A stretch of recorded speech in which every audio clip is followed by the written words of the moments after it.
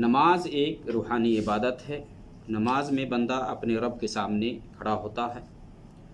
تو ایسے کاموں سے ایک نمازی کو دور رہنا چاہیے جو اسے نماز سے غافل کر دے، نماز میں مشغول کر دے، بلکہ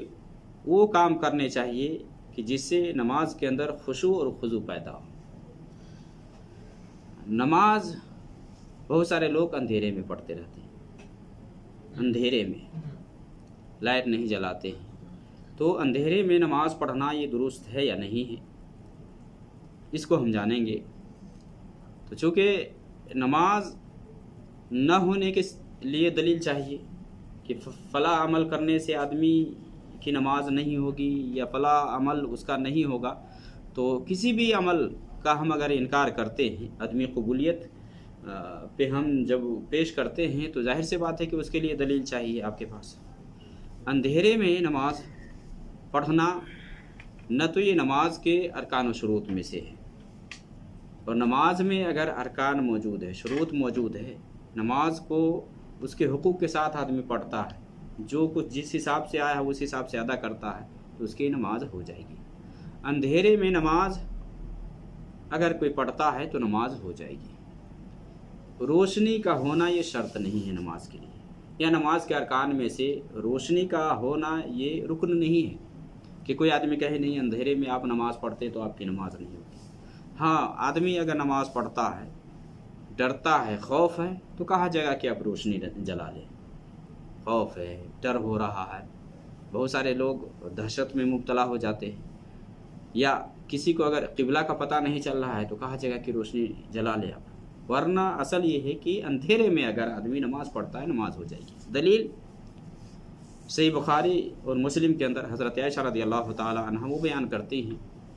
کہ میں نبی صلی اللہ علیہ وسلم کے قبلے کے درمیان میں سویا کرتی تھی۔ نبی صلی اللہ علیہ وسلم رات کی جب نماز پڑھتے، رات میں تہجد کی،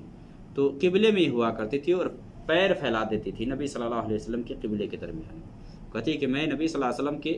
آگے سویا کرتی تھی اور میرے پیر آپ کے قبلے میں ہوا کرتے تھے۔ جب نبی صلی اللہ علیہ وسلم سجدے میں جاتے تو میرے پیر کو آہستہ سے دباتے، غمزنی یعنی میرے پیر کو دباتے آہستہ سے، تو میں پیر کو سمیٹ لیتی۔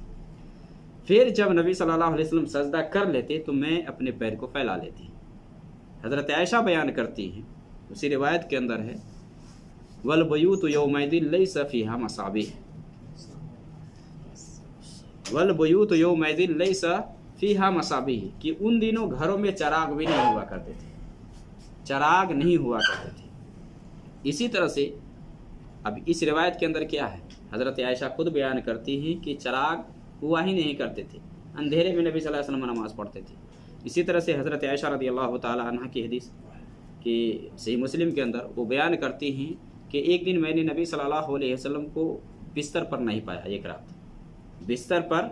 میں نے گم پایا، یعنی بستر پر آپ نہیں تھے، تو میں ٹٹولنے لگی، ہاتھ پھیلا کر ٹٹولنے لگی، تو میرے ہاتھ نبی صلی اللہ علیہ وسلم کے جو پیر تھے تلوے پر جا کر کے لگے۔ نبی صلی اللہ علیہ وسلم اس وقت سجدے میں تھے اور آپ صلی اللہ علیہ وسلم کے پاؤں کھڑے تھے، دونوں پاؤں کھڑے تھے، اور آپ صلی اللہ علیہ وسلم دعا مانگ رہے تھے، یعنی پناہ مانگ رہے تھے، اللہم انی اعوذ برضاک من سخطک و بمعافاتک من عقوبتک۔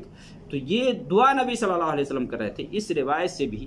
کہ حضرت عائشہ رضی اللہ تعالی عنہ نے نبی صلی اللہ علیہ وسلم کو گم پایا تو ٹٹولنے لگی۔ اگر روشنی اگر ہونا شرط ہوتا تو نبی صلی اللہ علیہ وسلم لائٹ جلا کر نماز پڑھتے، اندھیرے میں نبی صلی اللہ علیہ وسلم نماز پڑھ رہے تھے۔ اسی طرح سے وہ بھی روایت کہ نبی صلی اللہ علیہ وسلم فجر کی نماز غلس میں پڑھا کرتے تھے، غلس میں۔ صحیح مسلم وغیرہ کی روایت ہے جابر رضی اللہ تعالیٰ عنہ کی کہ نبی صلی اللہ علیہ وسلم غلس میں فجر کی نماز پڑھتے تھے، غلس یعنی اندھیرے میں، اور صحابیات آتی تھی نماز پڑھنے کے لیے مسجد میں برقع لگا کر کے، بپردہ ہو کر کے آتی تھی، جب نماز سے واپس ہوتی تو پہچان میں نہیں آتی تھی، پہچاننے میں بھی نہیں آتی تھی، یعنی غلس کہا جاتا اندھیرے میں۔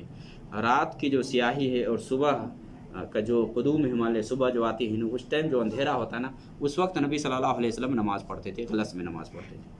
ان روایتوں سے یہ پتہ چلا کہ اندھیرے میں اگر آدمی نماز پڑھتا ہے تو نماز ہو جائے گی، اور پڑھنا جائز اور درست ہے۔